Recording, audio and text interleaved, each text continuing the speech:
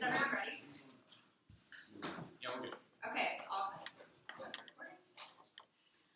United States federal government should ban hydraulic fracturing. Let's go over a couple observations. The definitions of hydraulic fracturing is basically when rock is fractured and pressurized to release the liquid that is from underneath. This includes things like petroleum, brine flow, natural gas. The second observation is the policy round because the word should implies cost actually evaluate through net benefits. Third observation is our plan text. The United States federal government will ban hydraulic fracturing. It's going to happen as soon as possible and all normal means. The first advantage is about the environment. In the uniqueness, first of all, the transition to green energy is not happening fast enough. The A argument is that even though that it's becoming cheaper and cheaper within the next couple of years, clean energy wire estimates that 75% of the oil and fossil fuel companies are still being subsidized by the United States federal government. The B argument is that legislation in specific states, such as Florida, Mexico, and New York City, are not supporting the eradication, are having a hard time passing legislation that are going to be supporting cleaner energy. But the second argument is that we are in an environmental brink right now. The A argument is that fracturing, this specific type of technology, is releasing method that is 25 times stronger than CO2 in trapping heat, which prolongs the effects of decreasing greenhouse gases by 2030. The B argument is that the IPC report predicts that we have until 2025 to reverse this effect. So 2030 will be too late for us to actually save the economy, which means that methane is the number one indicator, or the number one thing that is actually predicting the amount of environmental loss right now. It links that first of all, we're able to ban hydraulic fracturing, which is solves for the environment. There are a couple of warrants. The A argument is that we decrease the amount of air pollution. What's happening is that according to the Weld County gas wells, they've basically been producing carbon emissions that are 1 to 3 billion cars, which probably means that according to the geoscientific and education studies, that if we were able to decrease, to stop fracturing altogether, that we would make up for the amount of air pollution that's causing a whole bunch of global warming right now. The B argument is that we would decrease the structural impact of earthquakes. You can see that the areas in which there are wells are 20 to 40% more likely in fracturing sites that are they're disproportionately affecting people of color in these particular communities because they are the ones that their environment is not really being protected right now. Yes, question. So what about the fracking process increases the propensity for an earthquake? Do you know specifically? I said it increases the propensity by 20 to 40% over like decades long because you're literally pressurizing the liquid in the rock, which makes the fault super fragile and more likely to move. The C argument, this solves for a lot of runoff that is happening. For example, silica runoff was found in 31% of the 11 sites over the United States. And this is the number one thing that is able to permeate through crops everywhere. So the number one cause of marine and freshwater biodiversity collapse, and specifically what's happening when you are fracturing the rock. The second link is that we're able to prevent health and quality of life impacts. The A argument is that water in wells are specifically 17 times more potent in methane near hydrofracking sites, according to a study by Duke University, which means that a lot of individuals who are living near this area are basically intaking toxic chemicals. But the B argument is that in Ohio and Oklahoma and all the Midwestern states specifically, childhood asthma rates are 200% higher in these particular areas than they are in cleaner areas, which means that we are the only team that's going to be solving the health impacts.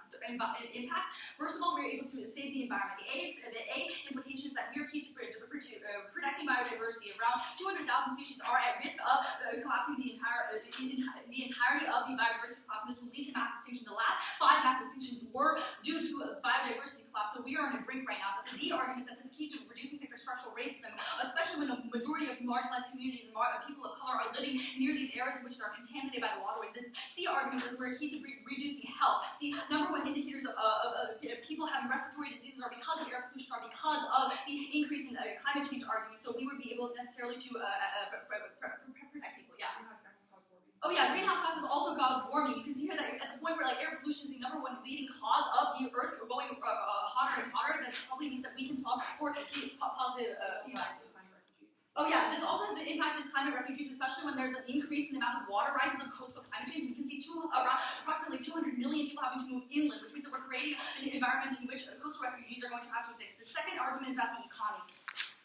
What's happening with status quo is that the economic investment is low in the green energy sector. Companies are expecting a transition to green energy, but the politics are preventing that type of transition. The A argument is that specifically in New Mexico, the oil industry was hit with a proposal to freeze fracking permits on 2023, but you can see here that this has not prevented a lot of the oil companies from continuing to drill. These B arguments that the Senate Bill 541 would allow a strategy that would combat climate change with the inbuilt funding for these tech companies, but it's not passing right now because 23 other states have similar legislation to allow their companies to now have subsidized products in order to stop hydraulic fracking and just promote renewable energy, but that is not happening because these companies are being met with political backlash. The second argument is that economic investment is going to be low in the energy sector just within a couple of next years, which means that we're going to be seeing a rise in the economic bubble. The A argues that big oil only spent 1% of their green energy in 2018, according to Reuters, and this number is decreasing over more and more. The B argues that, according to Forbes, private investors are probably going to be hitting their peak level of investment into this green tech technology before the investment bubble starts to develop speculation. They will probably max out by 2021 or 2022, in which we would see a propensity for economic collapse by then. The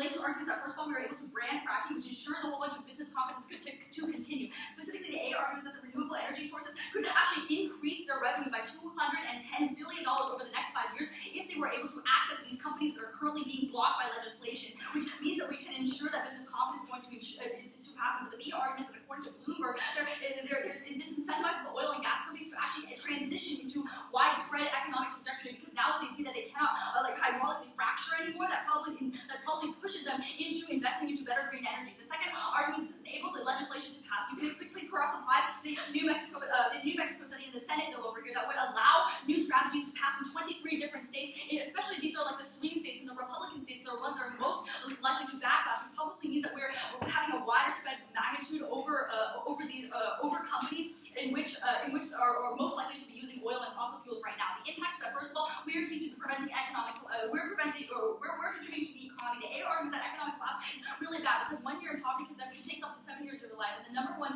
indicator of expanding jobs is the actual energy sector. So they would be the ones necessarily hiring more blue-collar workers and more individuals that need to be part of this energy sector. So an economic collapse would lead to poverty, especially for these marginalized individuals. But the B argument is that poverty is extremely bad, or I think I already went over this. But the B argument is that economic unsustainability leads to things like resource wars. You can see, for example, that the United States is starting to rely on things like Saudi Arabia and Canada for more and more oil, which means that if we continue to rely on these types of things in the future, we are more likely to experience more resource wars. Anything else?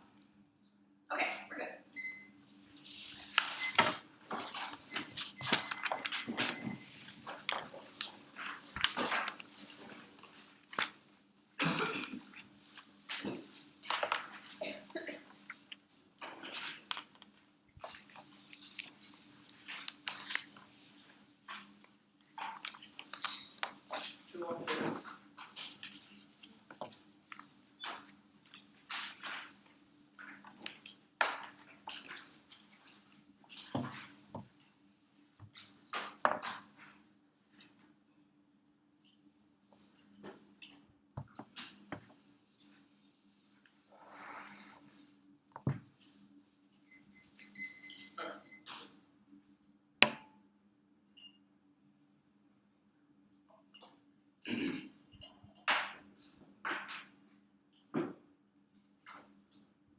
Now, the first disadvantage from Arctic drilling. Uniqueness 1. Fracking was made the U.S. major oil producer because of how profitable it is. Forbes finds that fracturing saves Americans $180 billion annually on gasoline, and short, we really rely on it. Uniqueness 2 is that the Arctic right now is extremely profitable, especially in the vein of oil. There is an estimated 88 million tons of oil underneath the Arctic right now, which is why we see a lot of American excavation, and especially Russian excavation, and China, Germany, and Finland all going for the Arctic right now. It's a very popular place to drill for oil. Uniqueness 3, the New York Times finds, as global demand for oil and natural gas increases, economic and political pressure to exploit the Arctic also increases. Drilling in the Arctic also leads to, and the argument here is that Shell granted exploratory permits to drill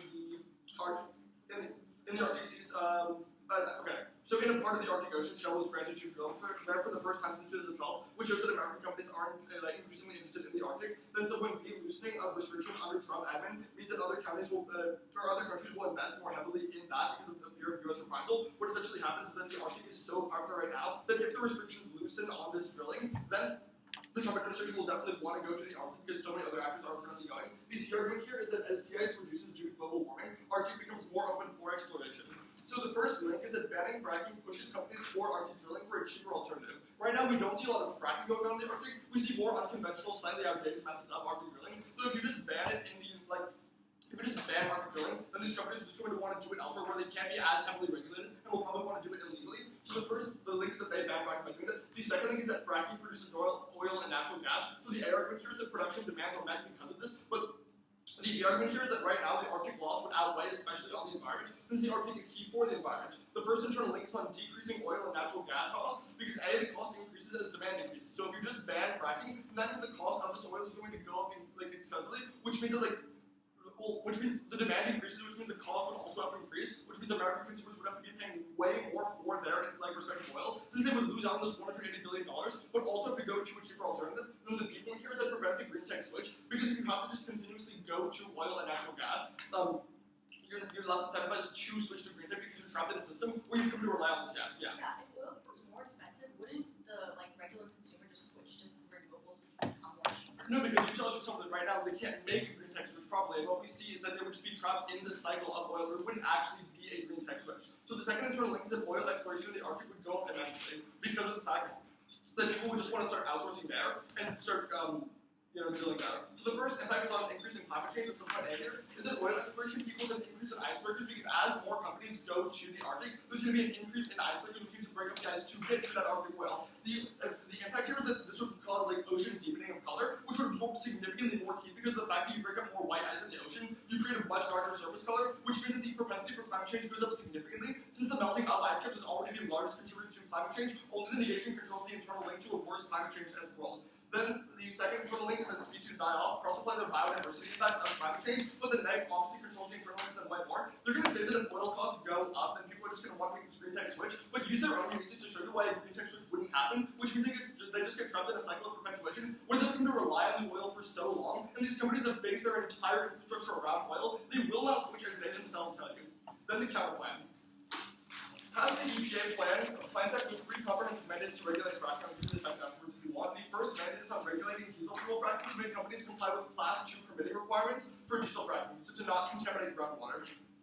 So we regulate diesel fracking to make companies comply with Class 2 permit requirements for diesel fracking to not contaminate groundwater. What Class 2 requirements essentially do is that they make the shale not produce this diesel fuel right now, because what a lot of companies do is that they go behind use back and just use diesel fuel to frack with Class 2 regulations solved, because currently we only have Class 1 permit regulations. Then the second mandate here, or the second plank, I'll take it in. The second plank is on wastewater and stormwater regulations, mandating that runoff goes through safe treatment plants before reuse. We already see use of this in states like Wyoming. And then 3, pass the sub-mandate to instate the natural gas STAR program, under which companies have to thin their oil to emit significantly less toxins, because what happens is right now, the reason they produce so much in the air and cause all these pollution problems is because the oil is so big that it has to be siphoned through many more systems. But by thinning the oil under the NG STAR program, which already sees solvency, we see advantages. The underview on this counterplan is on solvency. The New York Times finds that immoral diesel use in fracking is a large contributor of the majority of fracking problems. Little acres that Wyoming has Class 2 regulations, and they've actually seen a decrease in their emissions because of the decrease in diesel use. Then the point here, the LA Times finds that wastewater refineries are uniquely good at refining wastewater, especially for fracking. We're arguing that we should be regulating fracking, not completely getting rid of the industry as a whole. What was your question? Yeah, seeing that you've already admitted that diesel fracking happens behind the United States federal government's back, why would all these companies listen to your requirements? Well, that's because Class 1 regulations don't mandate anything. They're very weak, and they're essentially an on-paper argument that was passed by the government to look good, saying, hey, don't frack and exploit diesel, because that would be bad. But Class 2 regulations actually give them legal incentives, such as fines, if they continue to comply with this. That's why we see the solvency in Wyoming, the only place that has Class 2 regulations, but not anywhere that uses Class 1.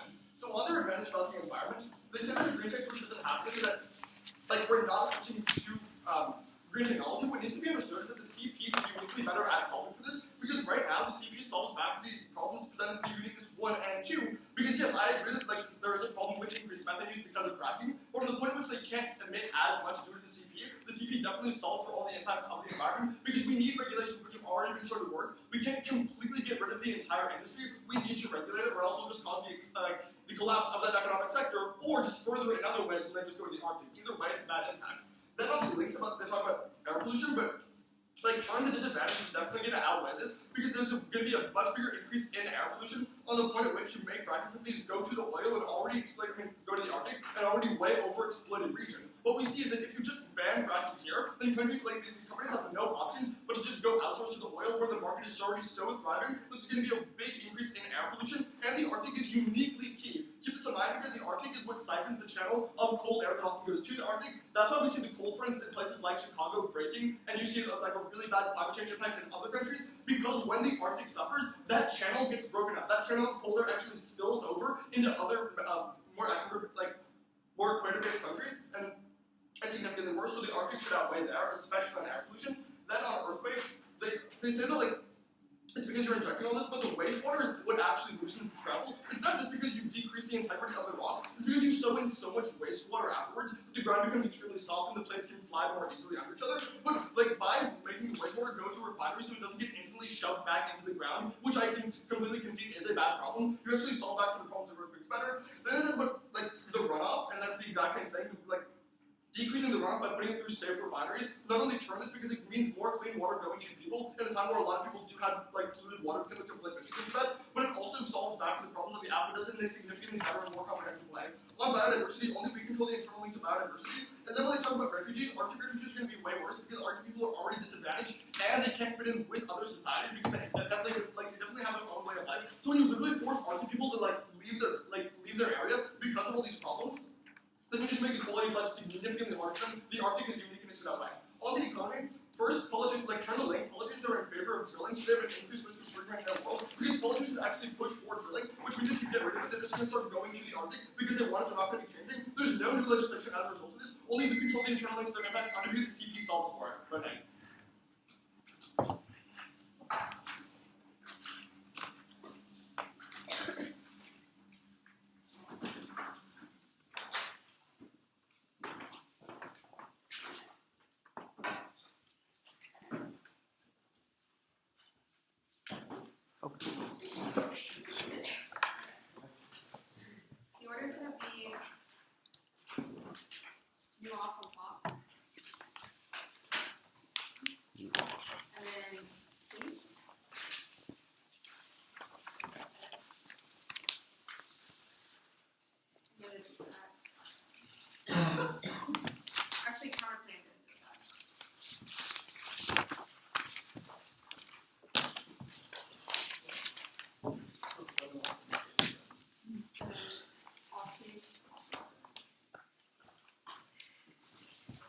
Did you see CP design? Yes. Is that one?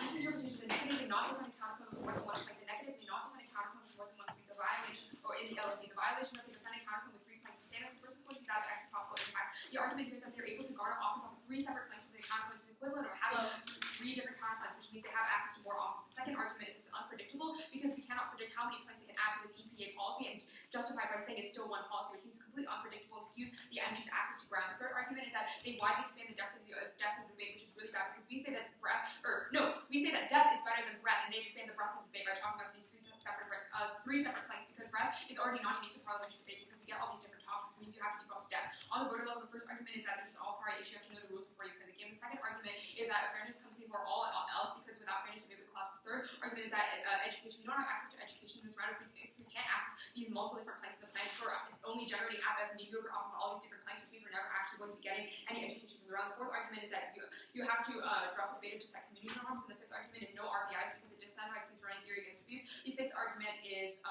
convenient interpretations because reasonability is arbitrary, least to judgment convention. On to case. On the first advantage, extending an entirety of the Newton story about the transition is not happening right now. This means our counterclaims uniquely unable to solve for things like the environment because we are seeing that the only way we are able to solve for global warming is by forcing a shift towards solar and wind, and they are unable to do that because they still continue fracking, even if it is regulated and is not renewable energy, because natural gas is not renewable, which means you're never going to be able to solve global warming. On the link level, they make the argument that the counterclaim solves, but just cross my argument on the counterclaim can't solve. You can next they make this turn about how we increase air pollution. The first argument is that outsourcing to oil in the Arctic is literally the status quo. They make arguments themselves about why Trump is already loosening restrictions on Arctic drilling and how countries like Russia and Finland are already going in, which means the Arctic is completely non-unique. But the second argument here is that the Arctic is not unique. We've provided you specific analysis on the uniqueness level about why methane specifically being released by fracking is the #1 reason why we have global warming now, because methane is 25 times more potent than carbon dioxide, which means even if oil drilling happens in the Arctic, methane is always going to be outweighed. Next, they make this argument about how wastewater are actually caused by softening of the ground. The first argument here, or softening the ground, which causes earthquakes. So the first argument here is that no, we articulate that pressurizing the rocks and breaking them apart is the reason why earthquakes happen. You can gut check this as a reasonable argument. But the second argument here is that you're unable to solve wastewater because companies have historically gone past regulation in the first place. So the only way to have a better probability of solving is by banning altogether. Next, they make this argument about how runoff will be solved by safer refineries. The first argument here is that there's absolutely no incentive for companies to comply because they can just pay the fines. But the second argument here is that U.S. is also really bad at detecting water problems in the first place. You can look towards countries or states in the middle of the United States where they have bad familiar about this age. High amounts of chemicals and in their water that has been gone untreated for several years, which means that the EPA is probably insufficient to track back. Which means you can extend all of our link arguments about how banning fracturing is the only way we're actually able to reduce these risks to the environment and the health. On the impact level, they make arguments about how Arctic refugees are even worse, but we would make the argument that, first of all, this only depends on their singular link about Arctic drilling, and we've already answered this pretty much. And secondarily, we make the argument that climate refugees writ large are always going to outweigh on the issue of magnitude because sea level rise overall, because of greenhouse gases, is always going to cause more refugees than Arctic refugees, so you can extend the rest of our impacts. On the econ, extend the entirety of your uniqueness story about how the economy is going to be moving towards the bubble in terms of the energy sector because people are trying to put money into green energy, but the government is preventing that money from going anywhere, which indicates that their counterplan is literally unable to solve because only banning hydraulic fracturing and forcing a transition is able to solve. Okay, on the link up, they make a turn about how we increase drilling because of politicians. The first argument is that if these politicians are so bad, they would have ordered drilling in the first place. There's no need for them to ban fracking first, right? But the second response here is that we actually change the political mindset. You can look towards Shannon's analysis that talks about these Senate bills to combat funding, and like 23 other states who are willing to subsidize renewables. I mean, the politicians are willing to do that. It's just the economics that needs to change, which means the plan is a necessary prerequisite, and their counterplan is simply insufficient because it still relies on fracturing. Next, actually, I think that's the only argument they made on there. You can extend the rest of our links about how we're key to business confidence and we're key to passing positive legislation. This needs to be solved on a structural level because legislation outlines how all of green energy policy happens for the rest of the future, which is an indication for how only we are able to solve in the longest time frame. Extend our impact about econ plus is probably going to be a tiebreaker because they only go for econ on this side. Okay, on the counterplan. The first argument is going to be term do both. Our argument here is that their abusive use of the counterplan justifies abusive permutation because that's the only way we can get any sort of offense. But even if you don't buy that, there are a couple of disadvantages to the counterplan. The first argument here is that regulation will never solve because of things like loopholes and companies are very rich and they will just pay the fine. So point A is that they say we're already using this in Wyoming, but you can cross by Shannon's analysis that says a lot of these states in the region of Wyoming are still seeing massive levels of methane in their water, which is an indication that these loopholes are fundamentally non-solvent. But the second response here is that thinning oil only makes it easier to be dispersed and easier to escape detection. They say that like a thick oil is really bad, but we would argue that thinning oil is also really bad because that means it's more easily able to run off into the water and cause things like cultural eutrophication. Addition, that also makes it easier to escape detection. We would say that no oil is better than thinning oil. The third response here is that they're simply unable to solve for things like pressurizing rock and methane because the way fracturing functions, that you have to put high pressure liquid into rocks, which means you inevitably lead to earthquakes. And additionally, putting this high pressure liquid in the rocks is what releases methane in the first place, which means you only exacerbate the issue. The fourth argument here is that you uniquely mask the issue by putting all these mandates in the first place, which is probably going to be a unique reason for why we're never able to solve global warming. On the disadvantage. Yeah. What's the perm check? Like, what does that world look like when you do the perm? It's not even a question of what the world looks like. It's just like defense against the counterplan that says we should be able to do both if you run an abusive counterplan. Okay, on the dissent. Okay. On the uniqueness level, they talk about how fracking makes the United States richer. The first argument is that fracking is largely unsustainable anyway. You can look towards the fact that fracking industry's net debt in 10 years is over $200 billion. In addition, you can look towards Wall Street, who's specifically skeptical because of the fact that the 60 biggest fracking companies are not generating enough cash from their operations to cover the expense. They have a negative cash flow of $9 billion per quarter. It's an indication that even if it makes the United States richer, this means that there's still a high incentive to turn towards green energy alternatives instead because they're more sustainable. Next, they make the argument about how the Arctic is profitable. The first argument is that this is non-unique because if the Arctic is profitable, we will go there anyway, which means it's not a question of the Arctic. But the second argument here is that we solve because we uniquely facilitate a transition to green energy, which is necessarily going to be cheaper. They drop Shannon's argument about how green energy is comparatively cheaper, which means companies that want to make money will always go there when fracking is not an option. The third argument they make is about how global demand goes towards the Arctic. Like green energy is able to solve this. Additionally, loose regulations are in the status quo, and we change that by changing the politics and having legislation that checks for this. And yeah, we're able to solve things like ice by solving global warming now at this time.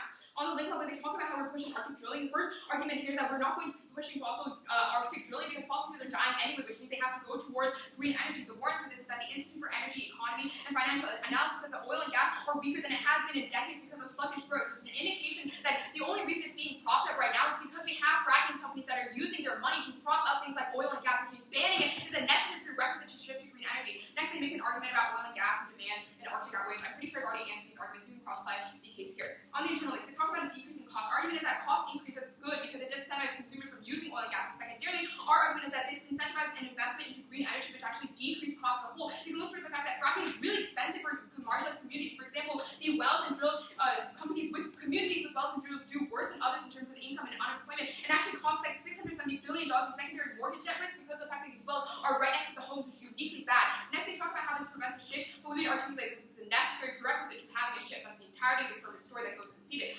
Next, they make this argument about how oil will increase in the Arctic.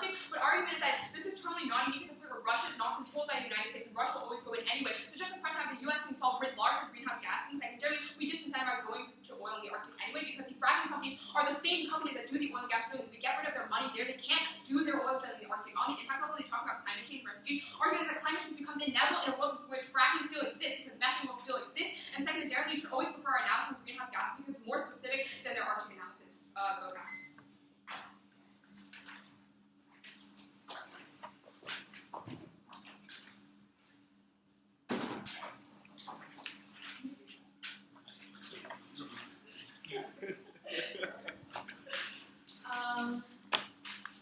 Let's go with the T. Okay. And then I think we're going to go same order as everyone else. We're going to go case, CP, decide. Oh. Our case. Yeah. Oh. Yeah.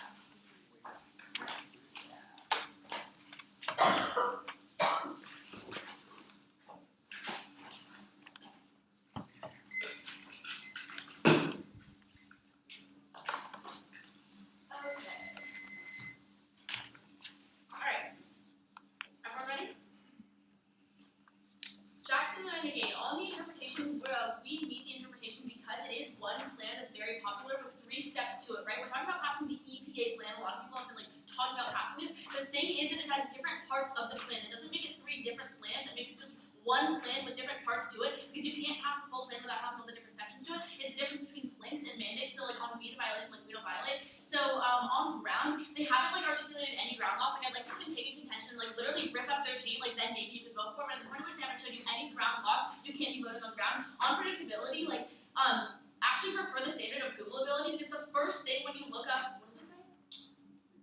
The first thing when you look up regulations on fracking or hydraulic fracturing, whatever, that you see is this EPA plan. It's a super, super popular plan. It's if you want to, we have it in our practices, probably GSU, we should be going for what's actually Googleable, what you can actually find, right? Okay, then when they talk about breadth over depth, okay, we can have both, with depth and breadth, both of them are good. It's important to cover breadth as well because we want to understand the full picture of the issue. It's actually really, really bad to be super closed-minded and have tunnel vision kind of what they're advocating for, and only focus on one option, just completely banning it or doing nothing at all. And instead, let's actually focus on the real-world plans that are being proposed by the EPA, which is a plan that kind of covers a lot of different things in order to make a most effective solution to kind of create the best world, because that's probably what we should be advocating for.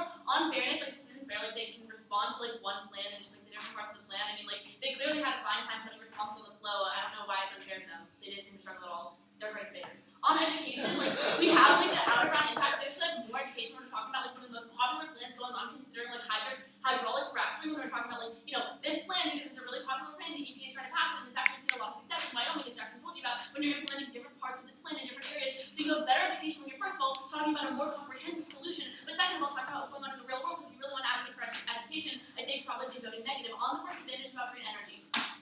Okay, they say that we never solve global warming. Okay, as an overview to this entire episode, something really, really important to keep in mind. You need to prefer saving the Arctic before you consider any of their global warming arguments about methane and carbon, and here's why. The main thing that we have right now that's going to help us prevent global warming from getting so much worse is that on the Arctic there's an ice sheet covering the entire thing. What this is able to do is make sure that we're not having all of this sunlight coming in and then bouncing off. So the more that we melt this ice sheet, the more it's really, really bad for global warming and climate change. The more what Jackson told you about how the ocean's getting darker, which they conceded. What happens is that sunlight is absorbed into the ocean. Therefore, we're seeing more warming being absorbed onto our planet, which is really, really bad. That's really bad. Okay, when they talk about they tell you fracturing's bad. We explain that we can't get rid of it.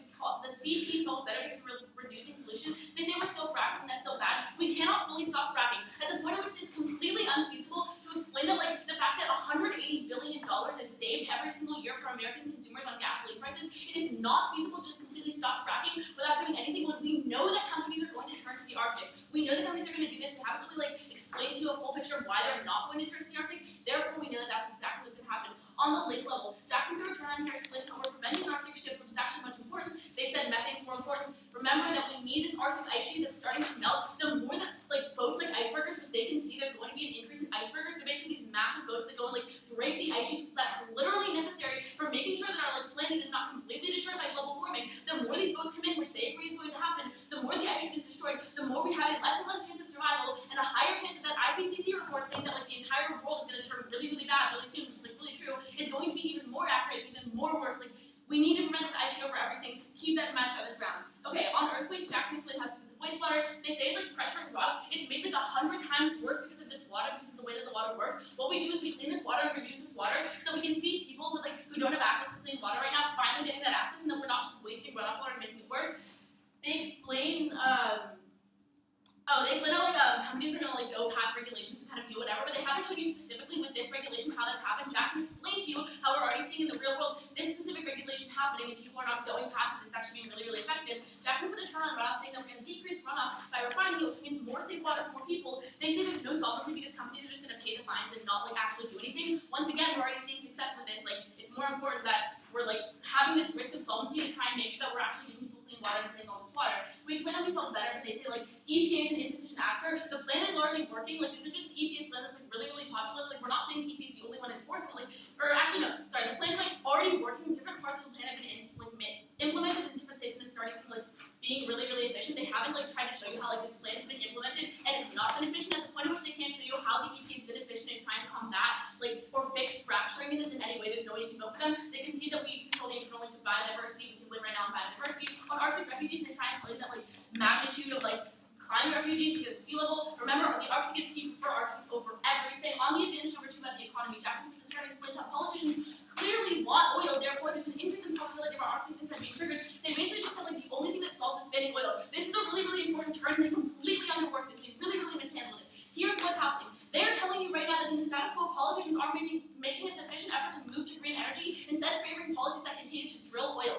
That is direct solvency for why, if you ban fracking, they're immediately going to turn around and go to the oil. Therefore, they're telling you that we have a high probability of triggering the dissent about the Arctic, which we tell you is key to checking back for global warming. If you literally want to save our planet, you should negate. Okay, then Jackson tells you how there's no new legislation. There's no reason to switch. Basically, there's no direct reason to switch to green technology. They talk about changing the mindset of politicians and the economy needs to change. We can just change the economy, but they don't explain to you how it's going to be possible to have that $180 billion in decreased gas prices that every single American consumer relies on suddenly magically disappear. That doesn't make any sense. On the CP, they talk about abusive perm, frankly, it doesn't make any sense. Don't buy this perm. There's no perm text. They're not going to do it. Don't buy this. Okay.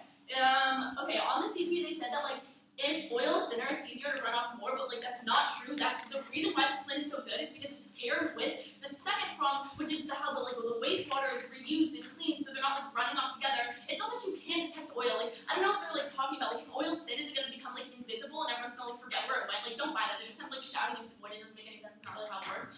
On solvency, we talked about regulations in Wyoming. They're we're still seeing lots of emissions in Wyoming. Sure, this is relatively new policy. It takes a little bit to implement, but don't let perfect be the enemy of the good. We're still seeing emissions going down. That's important. Don't ignore that. We have the only risk to solvency for this. Then they say that regulations never solve because companies just pay fines. First of all, they have no direct warrants, and second, we've already seen success. Once again, to the point at which they can't show how these companies under this plan have been able to just avoid everything by paying fines, and they can't refute the fact that we've actually seen this plan be effective. I see literally no reason to vote for them. On the disadvantage about the Arctic, remember the Arctic is the key. We can win this round in the Arctic alone. They tell you how fracking is unsustainable, but people still rely on that. Keep in mind that $180 billion. Keep in mind that fracking is what's led the U.S. to be a leader when it comes to oil and gas. Then they say that people have a high incentive to switch to green technology. Okay, if you buy people already have a high incentive to switch to green technology, then people will switch in either world. It's not unique. So why not just regulate fracking so the people who still do it in a much safer way, and then everyone else also switches to green technology? They haven't shown you why it only exists in their world. On Arctic proliferation, they say it's non-unique. Or the Arctic's profitable, they say it's not unique, yeah? If a green tech switch is going to happen, why didn't it happen before fracking became so huge? They tell you that green technology is cheaper, okay, but it's an expensive switch. It might be cheaper in the long run, but initially it's expensive. Then they tell you that it's good to disincentivize the use of gas and people should use alternative energies. Turn this actually marginalizes communities who can't afford expensive alternatives. So when they talk about marginalized communities, cross-apply this term because a lot of people can't afford those alternatives. And pref greenhouse, no. Pref the ice sheet. Pref Arctic. Bonet.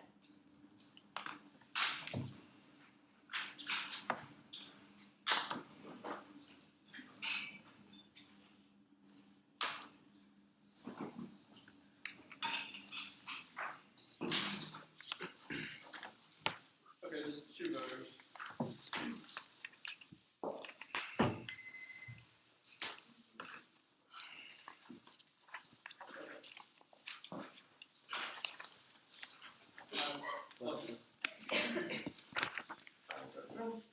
down to two central questions. What happens after the plan passes, and who makes the quality of life for everyone in the world better? You'll see that the answer to all those questions is definitely going to side with the negation. Let's go to the first question. What happens after the plan passes? They're dropping a majority of the links on the Arctic. They specifically dropped the second link, which since that fracking produces this natural oil and gas, which means that the production, like the demands for production currently being met, will no longer be met, which means that more people are going to have to go to the Arctic to fulfill those demands. Because they never respond to the fact that the demand will exist no matter what.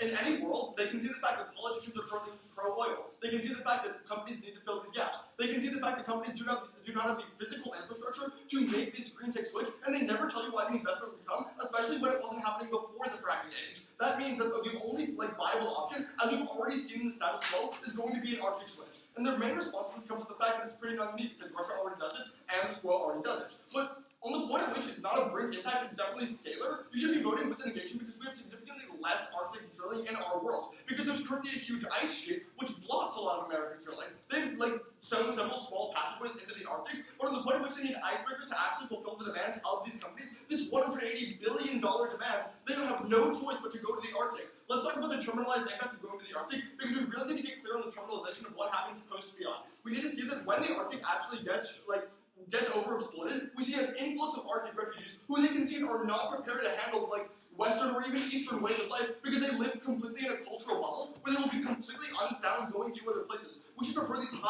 these structural impacts over these long-term big picture magnitude impacts because these structural impacts are what affect you and I every single day, and that's what we need to prioritize in this debate. So those refugees are going to be a huge argument on this case. And then secondly, we see that in the Arctic, what happens right now is that if you do want to vote for the big picture magnitude impacts, that just gets way worse because of the ocean deepening. And they can see that only we control the link to ocean deepening. The Arctic argument is going to outweigh. We can use the Arctic to outweigh literally everything they've said because it's a significantly higher probability impact on the strength of link due to all the links they concede. And second of all, it has way higher magnitude because of the fact that it has, it's more probable, which means the magnitude is more likely to actually hit. And then secondly, we can just do some basic magnitude weighing, saying that if the Arctic actually deepens in this literally crucial region because of this cold air strait, which goes up to the Arctic, actually starts to break. That's when we see things like 100 people dying in Chicago because the air got so cold because the Arctic was broken up. Don't perpetuate this problem because it causes structural impacts that decrease propensity for higher quality of life. Then let's go to that second question, right? Who actually improves the quality of life for all people? And we'll see that it's definitely, even if you don't want to talk about the Arctic, if you think that's BS, we can still win on the fact that the CP would solve that for the impacts of higher quality of life. Now, the majority of their CP responses come from the fact that it won't solve, but on the point at which we do see small-scale solvency in Wyoming, at least to some degree, the scalar impacts definitely side with the negation because right now, in the world of regulations, we're seeing less emissions. And that is really key because they just try to glaze over this, saying, oh, the Type 1 regulations won't really solve, but never explicate or warrant why they won't solve. We make the argument that they absolutely do solve, as they already have been solving, especially in small-scale places like Wyoming. They get into this whole political blockade, saying that politicians will not opt for this, but politicians are pro-oil. In any world, they're going to opt for the best oil. So whose world provides them a better incentive? One where fracking exists with regulations, where they can't do everything they want to, or one where there's no alternative and they have no choice but to go to the Arctic because they can see that a green tech switch is expensive. It's not happening right now. It didn't happen before the age of fracking. It definitely won't happen afterwards. Fracking is very recent, and so they did have the technology at the time to switch. They just didn't. Then, the brief theory arguments extend the no articulated ground issue. That's the number one sentence you should be prepping because, proven abuse, should always be weighed above everything else, especially in the theory debate. They have no articulated ground laws. They're doing just fine. This is not unfair. This is real-world policy education. If you want to look for real-world education and a plan which literally makes the quality of life for everyone better and doesn't completely exploit the Arctic, you should go ahead.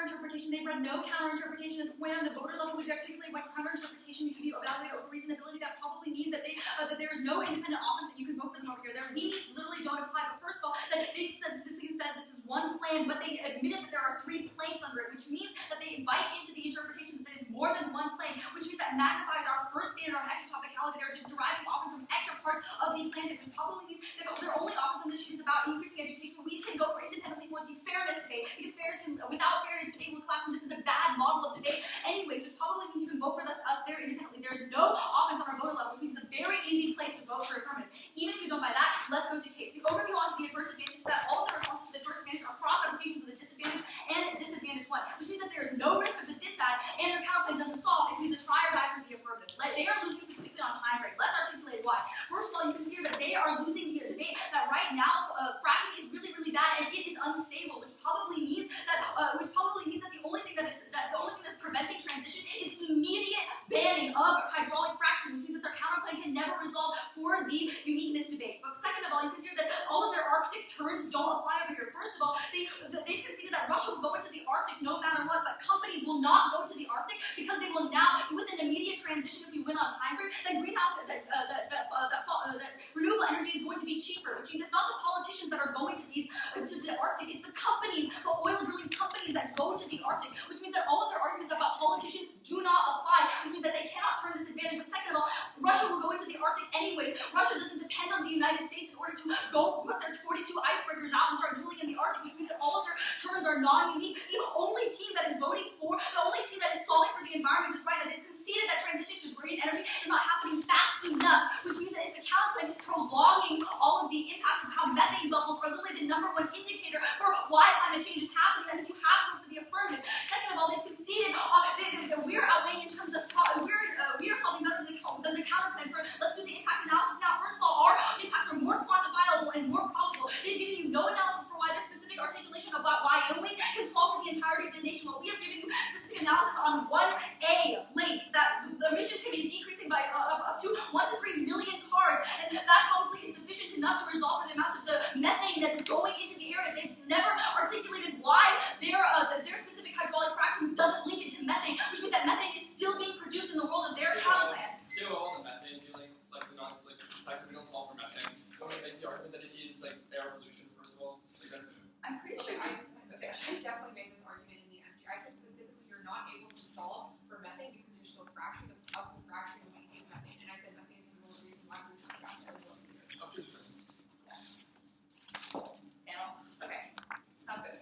They cannot solve specifically for emissions, but second of all, they can see that they are not able to solve for a faster time frame if it is true, right? Because if methane is the #1 indicator of global climate change, that means that the counterclaim solves longer term. They do not meet our 2025, and emissions are the internal link to Arctic ice melt, which means that our advantage is the internal link to resolving for the Arctic ice melting. Because the whole reason that the ice is melting right now is because of increasing global warming, making all of the ice fracture and melt, which probably means that with your internal link to ever resolving issues of the Arctic. The second advantage, we're not necessarily going to be going for this. The only thing I have to respond to the offense here is that of politicians. We've already articulated that politicians don't apply to this debate. The politicians are not literally allowing the companies to pass their own legislature, which means that the companies wanted to transition. They will transition. They're not going to go into the Arctic. All right, the first, onto their counterclaim. Their counterclaim cannot solve for emissions. You can extend Sharon disadvantages about how they're going to be relinking to structural violence impacts. You cannot work with them on structural violence impacts at the point where they conceded that fracturing causes earthquakes, which means that earthquakes are literally happening at the point where a majority of these people of color are living anyways, which means that these are the first people to be impacted. You're causing more and more coastal refugees, but which means you relink it to your structural impacts. But second of all, there are no warrants specifically as to why emissions will go down. If their warrant in Wyoming is true, that probably that it is already thumped by our advantage because it says the emissions are not going down fast enough and their counterclaim is not solving in the status quo, which means it's a try or die for the affirmative. Onto their disadvantage. The overview to the disadvantage that is literally non-unique and they're losing on time. First of all, let's get to the framing questions. First of all, that Russia will go into the Arctic no matter what. It doesn't depend on the United States. But second of all, there's no link because politicians are not going to go in. Companies will, but we already articulated that companies will not do that because they will be more incentivized to transition into green energy because it is going to be comparatively cheaper than to relocate all the way into the Arctic, which